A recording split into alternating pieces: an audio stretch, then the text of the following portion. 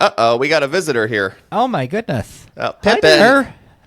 Pippin, come on, dude, get down. For the listeners that are not watching on video, Kevin's cat literally walked in, blocked half the frame. Well, that's typical cat behavior. The cat knows that they're the alpha. Yeah.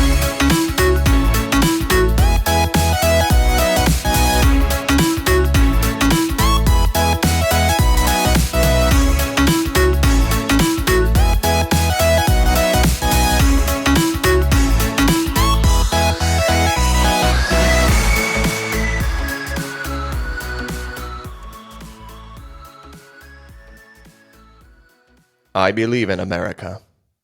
America has made my fortune, and I raised my daughter in the American fashion. I gave her freedom, but I taught her never to dishonor her family.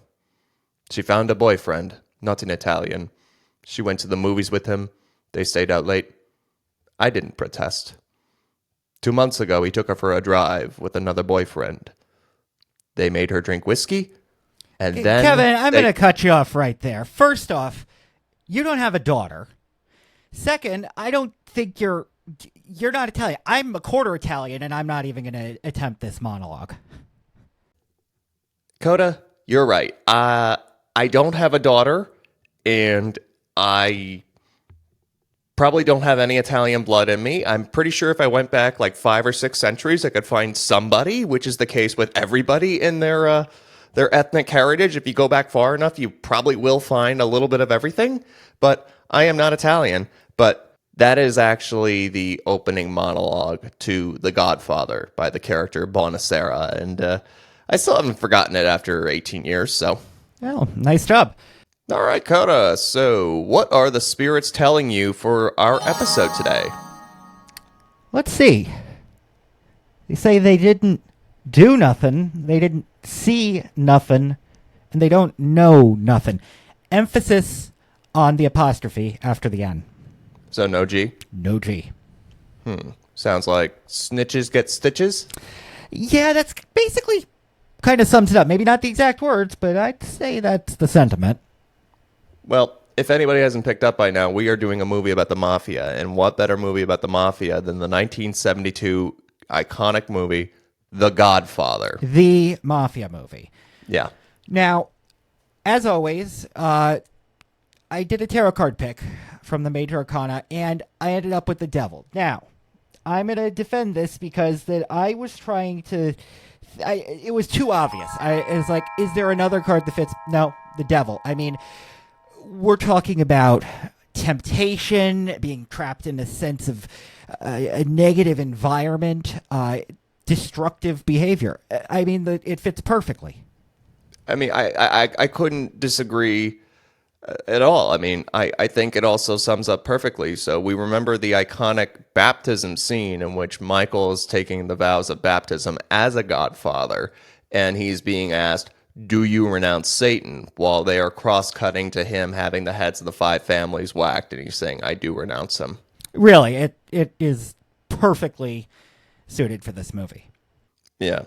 And what can you say about this movie and its legacy? I mean, it still endures to this day, 52, 53 years later, and it still has an iconic impact. And like I've been saying throughout this show, you may not have seen the movie, but you understand the references. You've seen the references, the tributes, and even the parodies. I mean... You have the cat on his lap and petting it. You have the horse's head in the bed as the threat. You have, it's not personal, strictly business. And, of course, the iconic line. I'm going to make him an offer he can't refuse. Yeah. Mm-hmm. I mean, there are too many lines to quote in this movie. But, of all the tributes that I think that have been done about here, I think one of the most interesting ones is Star Wars Episode 3, Revenge of the Sith, in which Palpatine is establishing the Galactic Empire while cross-cutting or cross-cutting? Cross-cutting. Cross-cutting, yes. As you cross-cut to Anakin slaughtering the Separatists And Yeah, you sent me this clip right after I had watched the scene that you described earlier, and I watched it. I'm like, yeah, the parallels are there. Now, what is the actual connection? well, Star Wars, as we all know, was created by George Lucas, and not every major Star Wars fan knows this. Even you didn't know this, Coda, No, until I I didn't. shared it with you. But George Lucas's mentor when he really got into filmmaking was Francis Ford Coppola himself. Well, if you're gonna have a mentor and then go on to have a successful career, Francis Ford Coppola is probably the one to have. And some of my other favorite jokes about this movie that are just like the that really permeate to this day.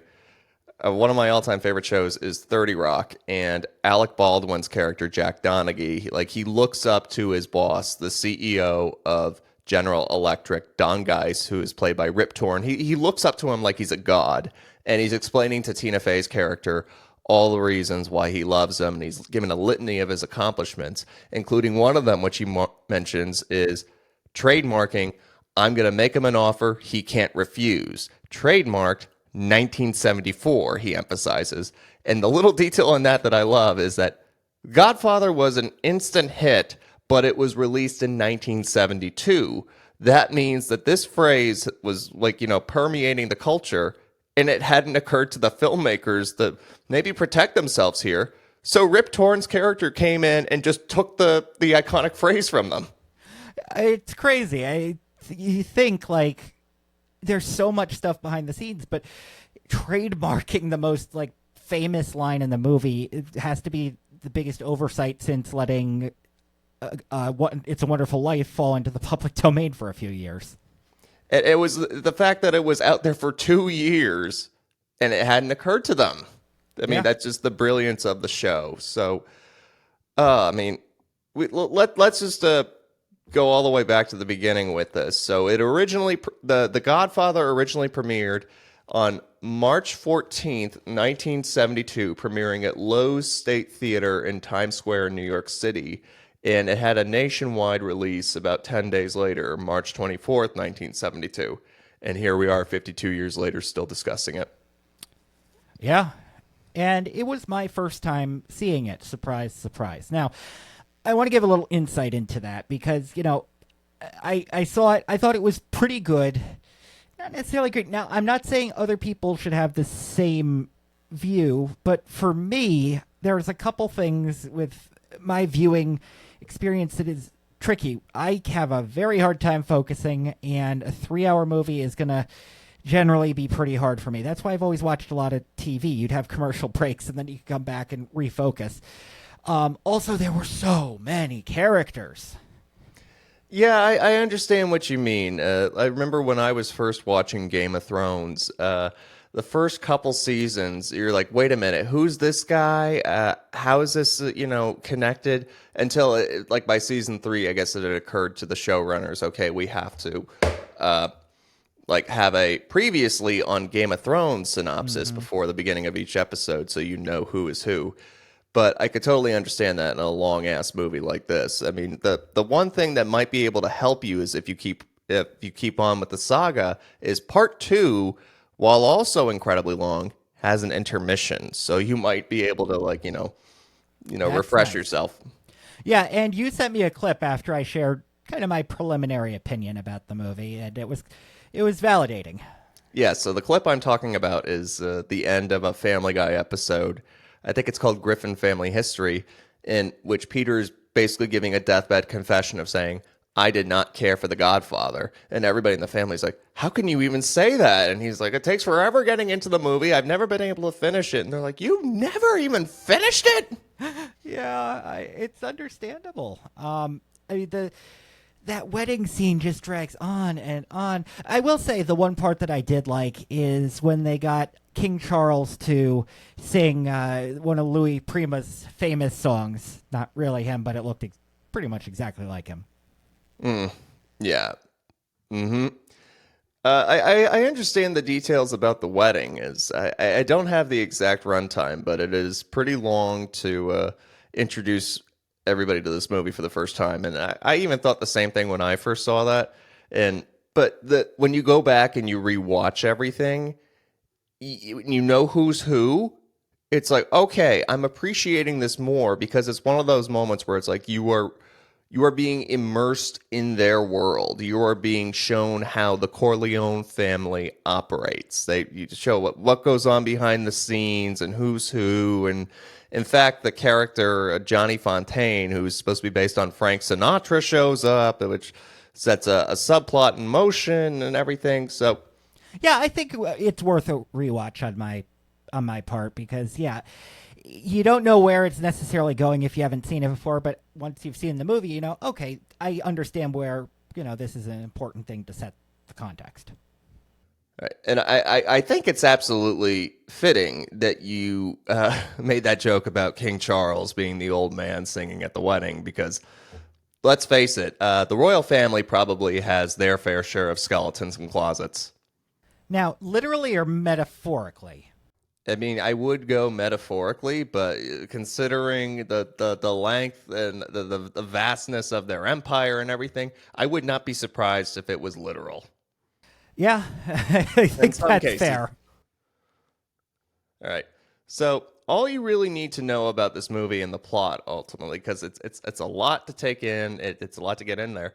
But the basic plot is that the aging mafia boss Vito Corleone passes the reins to his youngest son Michael, who is clean cut and he's honest. And I think the whole movie ultimately has to be about his transformation from a respectable war hero to a mob boss. And in fact, one of the lines that he says to his girlfriend Kay at the beginning when they're at the wedding is after he tells the story about his father being able to get Johnny Fontaine out of a band leader's contract by threatening to kill the band leader by saying, "That's my family, Kay, not me." So the screenplay was written by Francis Ford Coppola and Mario Puzo, who also wrote the novel of the same name.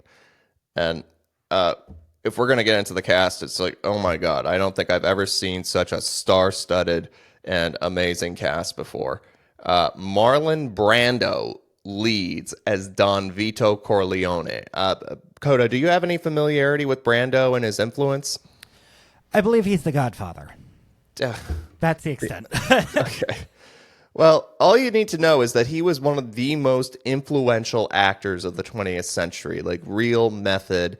And in fact, he originated the role of Stanley Kowalski in the original Broadway run of A Streetcar Named Desire. You know, he'd go on to the movie, he'd go on to play him in the movie, be nominated for an Oscar as well. Then we also have Al Pacino as Michael Corleone. Do you have any familiarity with Pacino? Should I say Jack and Jill? I think that if he was listening to this episode, he would be getting ready to call his lawyer to sue us for bringing that up. But the other thing I love about it is that apparently the studio hated Pacino's acting. Yeah, he talked about that on Conan's podcast a bit. It was quite a challenge to the beginning of production. Yeah, that's what I think makes a movie really great is if there is a not so quite a hellish background, but a difficult background in getting it done. So if the movie goes according to plan, I'm guessing that it's probably not going to be that iconic and long lasting. Yeah. So then we also have James Caan as Sonny Corleone, his older brother, hot-headed older brother, temperamental. Robert De Niro actually auditioned to play him. He would go on to play younger Vito in The Godfather Part 2. And but you said you were familiar with Caan, right? Yes, so it's an interesting connection because, as I've said, TV has always been something I watched a lot more of. And in the reboot of Hawaii Five-O, James Caan's son, Scott Caan, plays Dano. Yes, that's true. That's true. So one of my other favorite credits that Caan has, I mean, he's got a lot, but one that I love bringing up to everybody is that he is Buddy the Elf's dad in Elf, Walter Hobbs. You know, I just love that whole bit. Like, but the children love the books. I see what you're doing there, trying to make me feel bad. Oh man. Oh jeez. But but we go on with the cast. You have John Cazale, who was another iconic actor from the 70s. Unfortunately, his career was very short-lived because, well, he didn't live much longer. He eventually died of cancer within the next 10 years. He even appeared in one of Coppola's other movies, The Conversation, and he also appeared in another one of Robert De Niro movies, The Deer Hunter. Oh, wow. Yeah. Then you also have Robert Duvall as Tom Hagen, Talia Shire as Connie Corleone. She's also a Coppola, and she was also well known for playing Adrian in the Rocky franchise. Yeah, a lot of big roles. Yep. And then we also have Richard Castellano as Peter Clemenza, Abe Vigoda as Sal Tessio. I mean, Now, I texted you the second he showed up because we talk a lot about being fans of Conan O'Brien, but Abe Vigoda had this recurring cameo that he would do randomly in some of the remote segments on Conan, and it would just be him randomly in the scene. And I was like, oh, I recognize him from that. Kind of backwards, but... And here's another one that even shocked you. Diane Keaton is in this as Kay Adams, Michael's girlfriend and eventual wife. Now, I gotta say, it's fair that it took me a little to realize that that was her, because she acts nothing like you see her today, not kooky or anything. And actually, going back to Al Pacino, I think his voice was totally different. It wasn't even the same. You think of the real growly. Oh, yeah. It was not anything like that. So it kind of threw me off a little. And another actor we have in here is Al Lettieri. I don't know if I'm pronouncing his name right, but he played Virgil the Turk Sollozzo. And I don't know if there's much to say about him as an actor, but we should at least acknowledge him because his character is what is the one who drove the movie forward with everything. And the last actor that I think is necessary to talk about is also very good. Sterling Hayden. He plays Captain Mark McCluskey, and he played Russell Tinsworthy, the chairman of the board in 9 to 5. Yeah, the cowboy dude. Yeah. Yeah, the guy who shows up at the very end of the movie in this like white suit looking like he's ready to kill an elephant. Yeah, it's like Colonel Sanders walks in and I kind of said you can listen to our episode on 9 to 5 to learn more about that. And the music, you just gotta love it. This is where the iconic trumpet music in the Mafia really comes from. I mean, if you've ever seen the Family Guy clip about the distracting trumpet in the Chaz Palminteri Mafia movie. You sent me that. It's what it felt like. I mean, some of the time it's some of the double reeded instruments that are doing it, the oboe, but it's that you get this sense of kind of dread, and it was very reminiscent of Stravinsky's Firebird.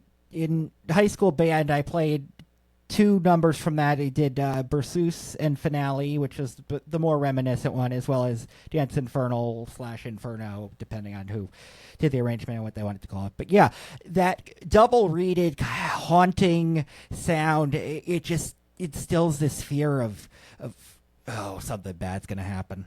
It's the echo, I think, that you hear in it. It's like something, like you could tell something, shit is about to go down. And we also got to talk about the cinematography. It was by Gordon Willis. So, Coda, you being the cinematographer and the camera guy, the technical guy, I needed to get your take on this overall. So one thing that really stood out to me is a lot of times when you're lighting a scene or lighting for a movie, you stay pretty consistent throughout the film, but there's a lot of times you use what's called upstage lighting, where if the 2 characters are talking to each other, the light is shining from upstage of them in relation to the camera. But then there's downstage lighting, which is a much more spooky, kind of intense way to light a scene, and you see both of that in this film depending on what the scene is, which I really liked. Another thing, using the dolly motion of dollying in to show this sudden change of energy in the room, or another, like you hear the oboe, you see when you dolly in, you get this sense of dread. There are three examples I think of with that. The opening scene when Bonacera is pleading with Don Corleone to help him. It starts off with a close-up of him, and it pans back, and you see him basically sitting by himself, all empty in front of the desk, where Don Corleone's just sitting back and just like being totally disrespected. We've all seen the the clip many times. We've seen it parodied. But then you also have when Michael is planning, okay, here is how we take out Virgil the Turk Salazzo and Captain McCluskey at Louis' restaurant in the Bronx. You're panning in on him as he's like saying, okay, here's what we do. And then there's also when he finally carries it out, just as he comes back from the bathroom with the weapon that was planted there, the camera's panning in on him, and then all the train sound is passing, and then he just like now or never. He gets up and he does what he has to do. I'm just gonna do my little raining on the parade, but Kevin, the term is dolly in. Whatever. You just gotta ruin the moment. Well, your wet blanket. I think that's an important term. Some people need to learn. It's a cinematography rant. Yes, there's a nice meme that I've seen where it's like every single camera movement being called pan. It's like side to side pan, up to down pan, rotating side. It's a common pet peeve among those that are particular about the technical elements. Do you feel vindicated, Coda, for correcting me? Yeah, slightly. Now, it's not really a cinematography thing, but one thing to point out is it's partially in the domain of cinematography, the use of color. And a lot of this movie, you had noted, is very... gold, orange, brown. I mean, it really gives the vibe of the ancient Mediterranean, the ancient Italian sort of colors and aesthetics. Yeah, and there's that use throughout basically the whole film, but then there's these moments like where Diane Keaton's character's getting out of the taxi. The taxi's this bright orangey red, and she has this over-the-top hat on, and it just shows the dichotomy of like her to the entire situation around her. So, a really great source on the background of the movie is the book Leave the Gun, Take the Cannoli by Mark Seal. I don't know if I'm pronouncing his name right, but the title comes from the line, the instruction that Clemenza gives after they have Paulie whacked for not being able to protect Vito. Great line. Yeah. I one of the reasons that I was reading the book was not because I'm a huge fan of The Godfather. There was that, but it was also to console myself, saying, okay, you weren't going up against the grindstone as much as Mario Puzo was. So it was a way to console myself. So he had a deal to write the novel, and he based Vito on the wisdom of his Italian immigrant mother, and eventually this got to the attention of Paramount Pictures while he was writing it, and they gave him a $12,500 advance and $80,000 as an option if it were finished and turned into a movie. And Puzo impulsively accepted it because he had to pay off a whole bunch of gambling debts, and in the process he was doing a whole bunch of additional research at Vegas casinos where he was talking to the floor men, or the pitch bosses, whoever they were, and he was trying to get information about them, about like mob life. And one of them was like, okay, if he kept gambling, they'd keep talking to him. And it was during this experience he heard the origin of the phrase, I'm going to make him an offer that he can't refuse. As always, I love those stories. Mm-hmm. So the novel was published in 1969. It's a New York Times bestseller for 67 consecutive weeks, sells over 9 million copies. I mean, Wow. What a way to talk about a reversal of fortune. Yeah. And my favorite story about this was as they were in the pre-production phases, they were getting everything together. They were like, getting the whole crew together. Puzo is in a restaurant and he notices Frank Sinatra's over there, whom he based the character Johnny Fontaine off of.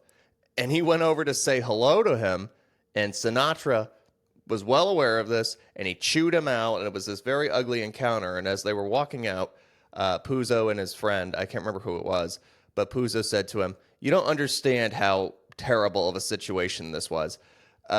Italian families all have 2 pictures hanging in the kitchen, the Pope and Frank Sinatra. If you get the Pope yelling at you, then you're probably in real trouble, but not good to piss off Frank either. I don't think the Pope was too mad at Mario Puzo over there. So yeah. Pope really didn't give a damn. So, I mean, there's also this amazing backstory. Like, there's a further context to this backstory was that Paramount Studios was, failing for a while, and it was purchased by a fella named Charles Bluedorn, who intended to turn it around to make a profit, and which he had a lot of success with as a businessman in a lot of other industries. The head of production was Robert Evans, who was formerly an actor who just ended up, being put in charge of the head of production and everything like that. And he's ultimately responsible for movies like Rosemary's Baby, Love Story, and Chinatown. Oh, wow. And they ultimately hired Albert S. Ruddy as the producer, and the major catalyst for that was not just his interview making a good impression on him, but he had a reputation for keeping productions within budget. That is quite a skill. You wouldn't think that sticking to your budget's that hard, but it gets very difficult immediately. I mean, that's it's so easy to be romantic about going over budgets. Like the picture deserves the best quality, and we gotta do what we can. We gotta spend money to make money. But when you got all the backers saying, okay, how much more money are we spending? The romanticism and the idealism just goes right out the window. That's when the stress really happens. It's a difference between giving them the closer number and scaring them off, or underselling it and knowing you have about a certain amount of leeway to go over budget. But it's always like anything. Nobody ever sticks to it, except in this case. Yeah. Well, I love it. Like they had a $7 million budget, and their box office numbers were at least $251 million. Wow, that may be that's probably the biggest return on investment we've talked about yet. I mean, wait till we get talking about the original Star Wars movie. Oh boy. Mm-hmm. And the reception, I mean, it was a hit right away, and we get to the awards. So I've always said before that the Oscars really shouldn't be the metric for what's a good movie and what's a bad movie, but this is one of those instances when they got it right. So it won 3 Academy Awards, including Best Picture. I believe that this might be our first Best Picture winning movie we did. No, Kevin. The Sting. Oh, yeah, that's right. The very next year, it wins the Academy Award for Best Picture. How about that? Brando won the Best Actor in a Leading Role Oscar.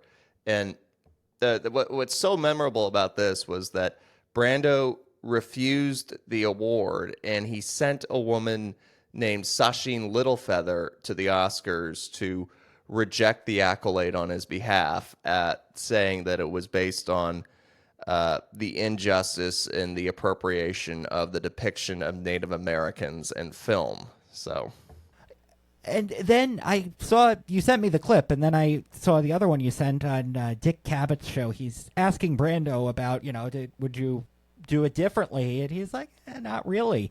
And one specific spot I thought was particularly well articulated was where Dick Cabot asked him about the booing. And Brando's like, look, they were booing me, not her necessarily. They're booing me because I ruined their illusion of this perfect, flawless little bubble that they have. And yeah, but there was a lot of pushback right there in the moment too. Yeah, Clint Eastwood, he goes up to present the Best Picture Oscar right afterwards, and that they ultimately win. But he makes this disrespectful remark about all of his appearances in westerns. So yeah, he said he goes up there. I thought you were going to say that he slapped her or something. No, I mean, well, it was either that or he was going to go on like Kanye, going up there, just saying, I'm really happy for you. I'm really happy for you, Marlon. I'm going to let you finish. But Laurence Olivier had one of the best performances of all time.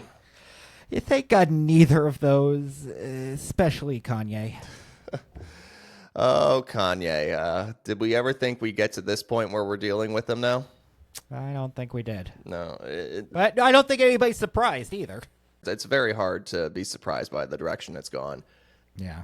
The Godfather ultimately it won another Oscar, which was Best Adapted Screenplay for Coppola and Puzo, and it was nominated for 8 other categories. There were 3 nominees for Best Supporting Actor, which was James Caan, Robert Duvall, and Al Pacino.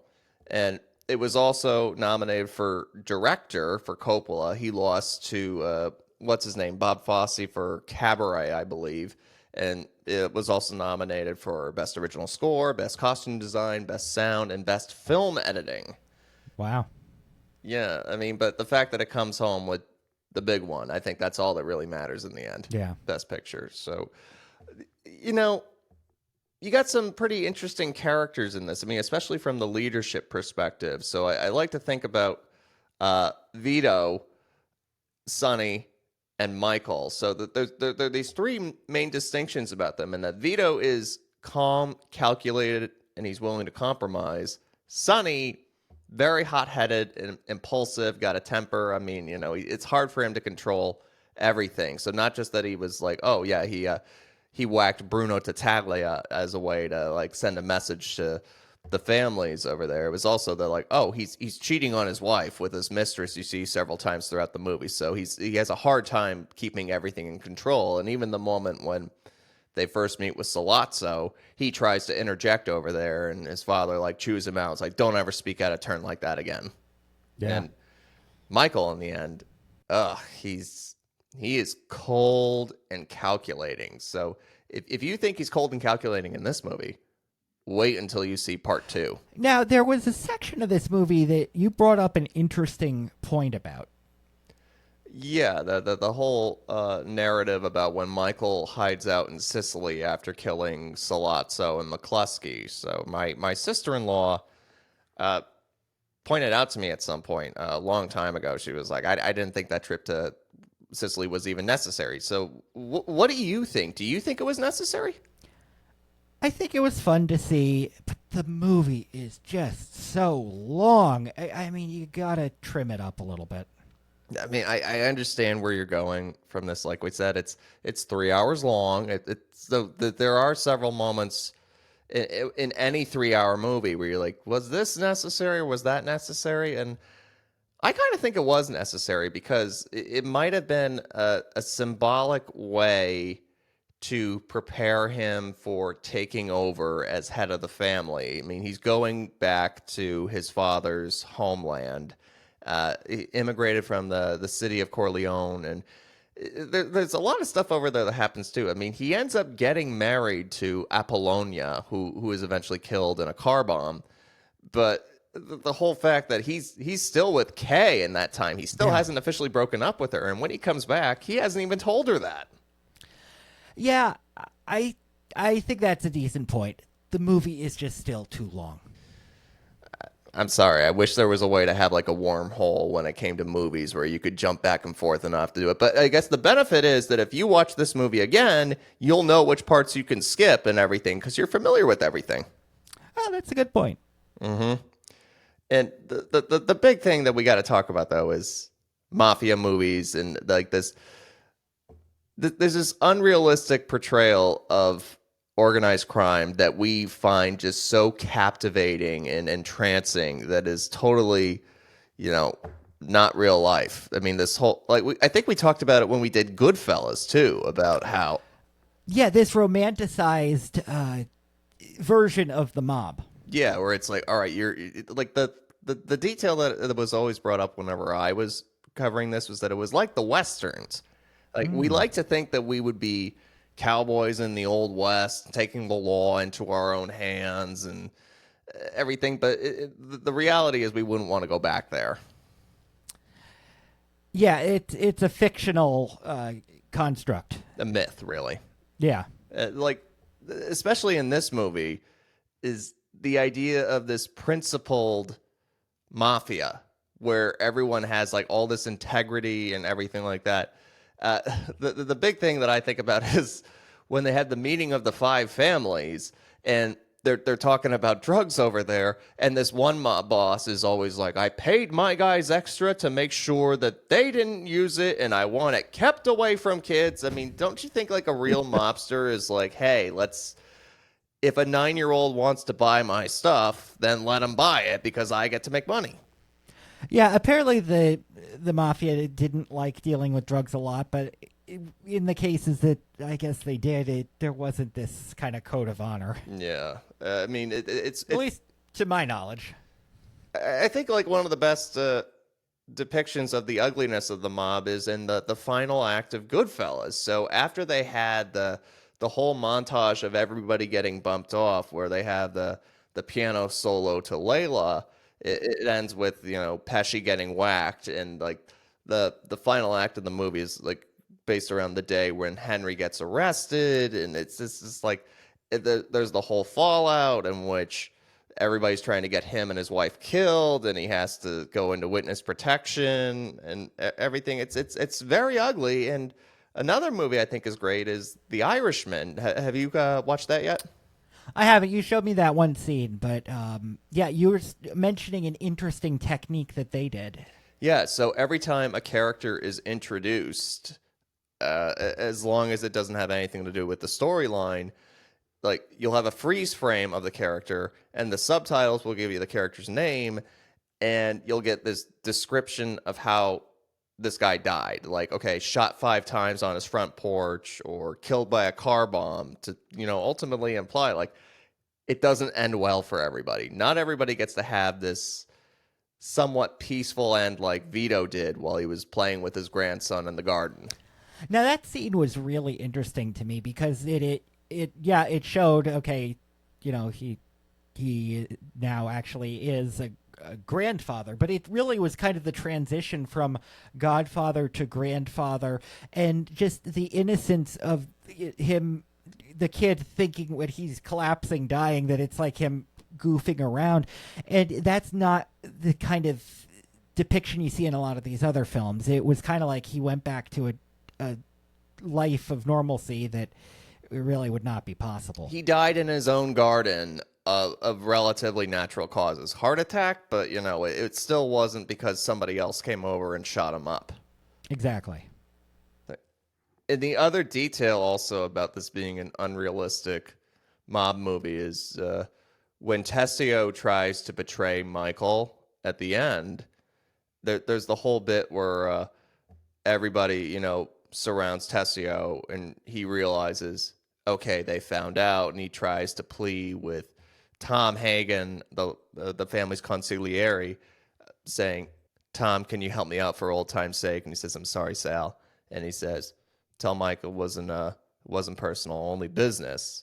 Whereas in real life, they just shoot the guy. It's just like, okay, yeah, let's go into this abandoned alley right over here as we do this. And then all of a sudden, hey, what's going on? Bang, bang, bang. Now, it's interesting because earlier you had mentioned to me, you had an interesting theory about this concept that how would he know? Yeah, so we all remember the whole scene where Vito is telling Michael, like, oh, I never wanted this for you, and I thought that, when your time would come, you would be more legitimate.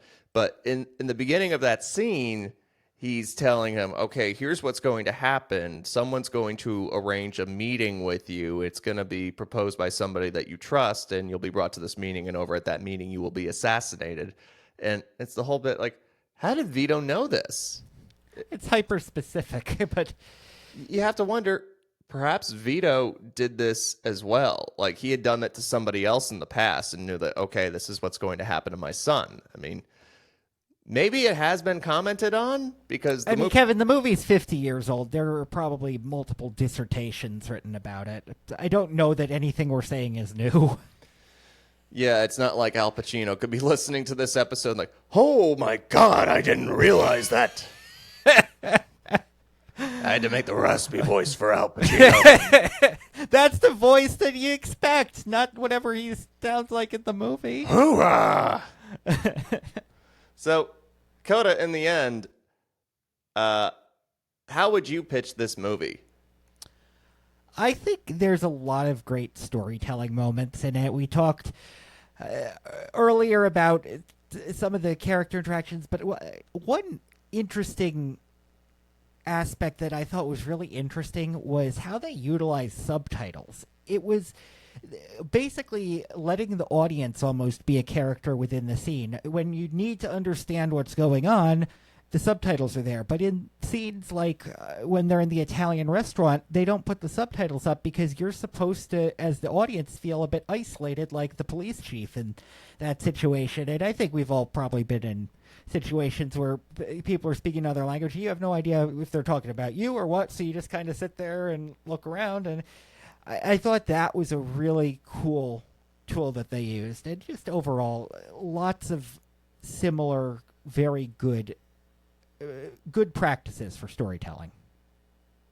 So Michael ultimately reminds me of the first Roman emperor, Augustus. So his original name was Octavian, and he was the great nephew of Julius Caesar. And without going into too many details, like all these civil wars start unfolding after his assassination, and a lot of drama goes down. And Octavian emerges as the ultimate winner there, and he takes on the name of Augustus. And he really does remind me of Michael, or Michael reminds me of him, because he's cold, cunning, and calculated. I mean, like we said earlier, you could see plenty of examples in this movie, but if you watch part two, it goes even further. Yeah, well, we'll see if we circle back to part two at some point. And another great reason to love this movie is that there's a great pasta recipe in it. Clemenza gives him a sauce recipe. Now, one thing I think we do need to discuss is an ethical situation that I've struggled with this movie.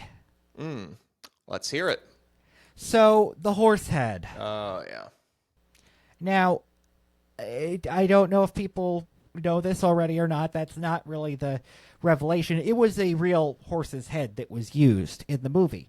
Now, from the ethics of it, in my standpoint, I'm thinking that's biohazardous material on the set. Same as I've talked before about people wanting to use some sort of real blood, or it's an occupational hazard that just doesn't need to be there. But what are your thoughts ethically on the use of an actual horse's head? Well, I also have to point this out. This was 52 years ago. It was a different world back then. So they probably, like, whatever it was, I'm sure that there's a bigger backstory about this that I forgot about, or, that would have been a lot more useful to remember in an episode like this. But like I said, it's a different world. And yeah, we don't slaughter horses anymore. And it's probably just kind of weird to think about that they just walked to a slaughterhouse and got the head. No, it was the actual horse that was in the scene, the one that they show in the barn, the stable. Oh, they slaughtered that the actual horse right there. Holy shit.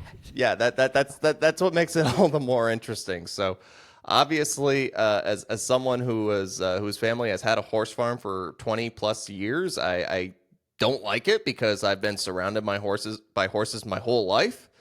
But oh man, wow, it did have a good effect, but probably could have been settled with just a prop and some fake blood.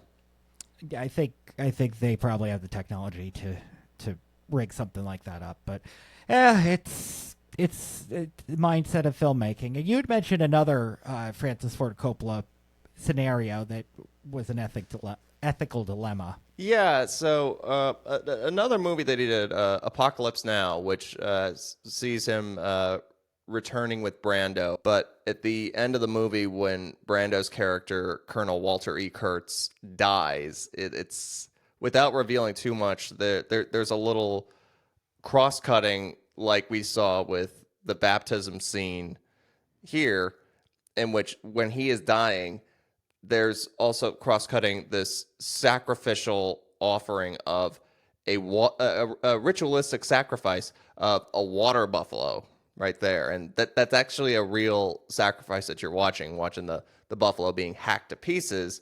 But apparently there was the whole legal clause in it, which was that you could document that. So that was an actual ritual that they saw. And I guess someone thought, oh, well, why don't we just film it for the next one? But you can document it, but you cannot direct it. So you cannot be like, ordering, okay, do this, do that. But it's like, okay, you can be present. At least that's what I was familiar with on it. But yeah, there's I think a big difference between legal and ethical, and neither of these things I think are very ethical, even if they were at the time legal. But like I said, different time, the 70s. Yeah.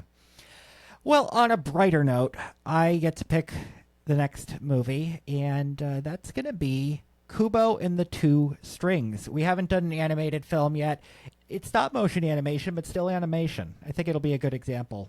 Yeah, I'm looking forward to watching it again too. It was many years ago when I saw it, and I've forgotten a great deal about it. So I'm looking forward to seeing it again. Me too. And since I get to pick the next movie, and I didn't pick this one, I get to pick the fun fact. Lunar Larry. Does that name ring any bells, Kevin? Not at all. So Lunar Larry was actually the original name for Buzz Lightyear in Toy Story. And they thought it was a little too